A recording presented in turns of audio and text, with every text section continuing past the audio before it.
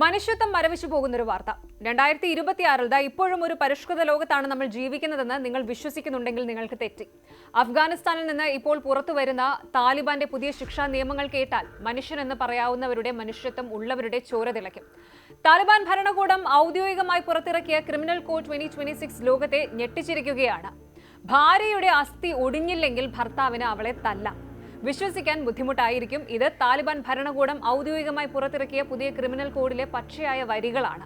ഇത് മാത്രമല്ല, അടിമത്തം നിയമപരമായി തിരിച്ചു കൊണ്ടുവരികയും സ്ത്രീകളുടെ ശബ്ദം പോലും വീടിന് പുറത്ത് കേൾക്കുന്നത് നിരോധിക്കുകയും ചെയ്തിരിക്കുന്നു.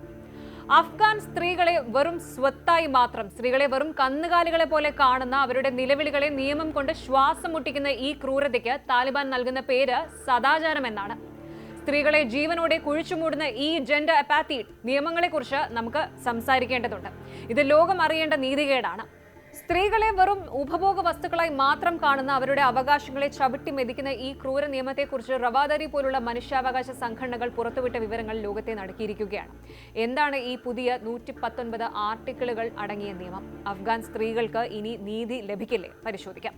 2026 ജനുവരി 7-നാണ് താലിബാൻ സുപ്രീം ലീഡർ ഹിബത്തുള്ള അഖുൻസാദ ഈ പുതിയ ക്രിമിനൽ പ്രൊസീജിയർ റെഗുലേഷൻസ് ഒപ്പിട്ടത്. അതീവ രഹസ്യമായി നടപ്പിലാക്കിയ ഈ നിയമം ഇപ്പോഴാണ് പുറം ലോകം അറിയുന്നത്.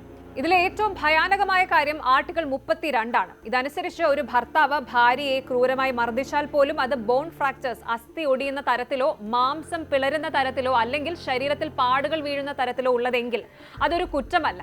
ഇനി അസ്ഥി ഒടിഞ്ഞാൽ പോലും ഭാര്യ കോടതിയിൽ ചെന്ന് അത് തെളിയിക്കണം. എന്നാൽ താലിബാന്റെ ഇന്നത്തെ അവസ്ഥയിൽ ഒരു സ്ത്രീക്ക് പുരുഷ തുണയില്ലാതെ കോടതിയിൽ പോകാനോ നീതി തേടാനോ സാധിക്കില്ല എന്നതാണ് കൈപ്പേറിയ സത്യം. ഇവിടെ മറ്റൊരു കാര്യം കൂടി ശ്രദ്ധിക്കണം. മൃഗങ്ങളെ ഉപദ്രവിക്കുന്നതിന് നൽകുന്ന ശിക്ഷയേക്കാൾ കുറവാണ് സ്ത്രീകൾക്കെതിരെയുള്ള അതിക്രമത്തിന് ഈ നിയമത്തിൽ പറയുന്നത്.